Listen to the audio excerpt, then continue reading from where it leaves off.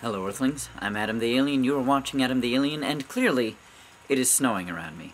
Now, one thing that snow always gets me thinking about is life and death. I think snow is the perfect backdrop for thinking about and talking about this kind of thing, because it's like life and death and beauty and all that stereotypical kind of stuff. But I've been thinking about life and death lately for a lot more reasons than just the weather. It's kind of been on my mind for a few months. It started on December 17th, the day after my 26th birthday and the day of YouTube's Project for Awesome. That was the day that I found out that my friend and in some ways mentor in Tacoma and former boss on my delivery job, Christian, had died. He had died right around Thanksgiving, but I hadn't heard until that day. I received a phone call from a mutual friend, and as soon as I hung up, I broke down crying. Later that month, just before Christmas, one of my former co-workers at the church that I used to run sound for, and one of the people who made me feel most welcome there, passed away as well. And then last month, the one that hit me hardest. My Uncle Brian, my dad's youngest brother, died very suddenly of a heart attack. He was on his way home from working at the weight room at the local high school. The last thing he did before he died on the side of the road was write an incomplete text message to my aunt.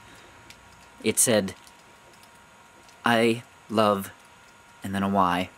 So the circle of life has kind of been on my mind lately. I have been trying for about a month now to collect myself enough to talk about this without breaking down into tears. Because something that really struck me about all this is not that there's been a lot of death lately, but that I've really been seeing a lot of both sides of the equation. You see, in January I found out that my cousin Aaron and his wife were pregnant with their first child. Also in January, my friend Bobby and his girlfriend gave birth to a beautiful baby girl named Pixel Meadow Jones. And on the way to my Uncle Brian's memorial service, I found out that my cousin Kyle and his wife were pregnant with their third child. So there have been a lot of beginnings and endings recently, if you can even call anything in life a beginning or an ending, because in life there are no beginnings or endings.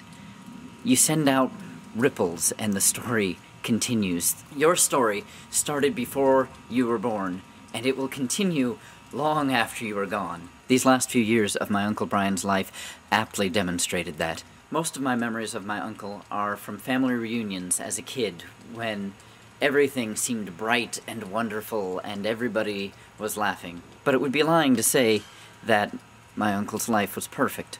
Brian struggled with alcoholism and post-traumatic stress disorder. He and my aunt split up for a while, but in the end, he went out on top. His life was going well. He and my aunt have been together again for a while, and he has been sober. Heavily involved in the community, and especially with the local students, he had even become the assistant coach at the local high school.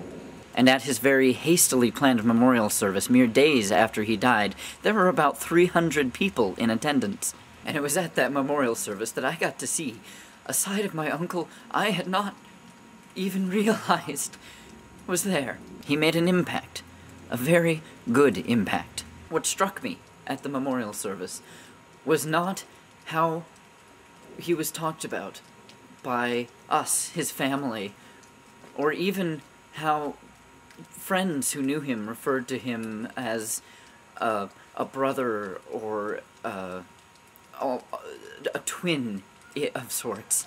What struck me was how many of the students referred to him as the father they never had, or a second father, or even Superman. It was the Superman comments that struck me the most, because I know that feeling. When my Grandma Doris was slowly dying, I started to realize that she was more to me than a grandmother, or even a second mother, or even my hero. She was my Superman. She was invincible. Nothing could ever strike her down. And my Uncle Brian was the same way. He seemed to be one of those people that would just go on forever. So when my older sister showed up at my house to tell me that he was gone, I didn't believe it. I barely started to believe it, even when I was at the memorial service trying to comprehend that someone who was alive just not too long ago when I saw him last could be just gone. Bam! Boom! No warning signs. But he's not gone. Neither is my Grandma Doris, or my friends, or anyone else who I have known who has died. Believe what you will religiously. I am not talking here about whether or not an afterlife exists.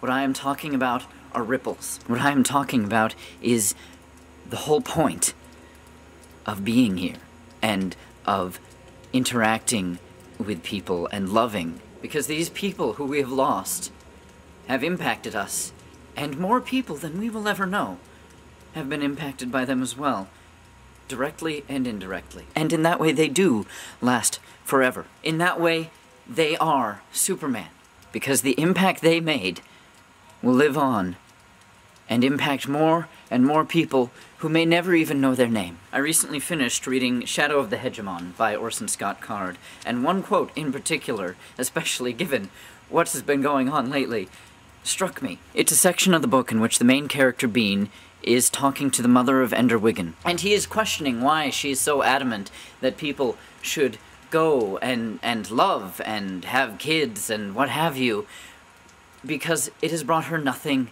but grief. And so he says, "Where's the joy? That's what I'm not getting." And here is the quote that really gets to me. "The grief is the joy," said Mrs. Wiggin. "I have someone to grieve for. Whom do you have?" I read that, thinking about my uncle, and my friends, and everyone else I've known who has died, and it gave me chills. Because sometimes it does feel like too much. You get close to people, and it brings nothing but pain, because we want to focus on the pain. It's hard not to. It hurts. Pain hurts. But pain, grief, is defined by joy. You can't have one without the other. I could curse and swear at God or the universe or what have you for taking these people away from me and hurting me. But in the end, I am hurting because all I can remember about my uncle is his laughing. Whenever I think of him, I see him laughing or mugging for the camera, being happy. And as much as it hurts to remember that and realize that I'm not going to see that again on this plane of existence, it's still here. It's still here in me and in everyone he has touched. The circle of life continues. The day after his memorial service, my uncle's oldest daughter, Brianne, celebrated her 20th birthday. Her father's story continues in her and his other kids, in all of the kids that thought of him as a father figure. It continues in the legacy of the stories he has left behind. It continues in me, and through me it continues into my friends, and through my friends it continues into their friends and their family, and into Bobby's daughter Pixel. The old quote is, "No man is an island." The rest of that quote goes on to talk about how people are diminished when a person is gone. But it's not true, because they're never gone. The story just continues on and on and on. The circle continues. Grief continues. But through that circle of grief, life, joy. The circle of life is grief. It's been a long time since I've been able to go any good stretch of time without someone I knew and loved dying. And every time it hurts. But I have someone to grieve for, and I hope that everyone watching this can say the same. Fare thee well. Fare thee very, very well. Go live your story. Go and find what you have to grieve for.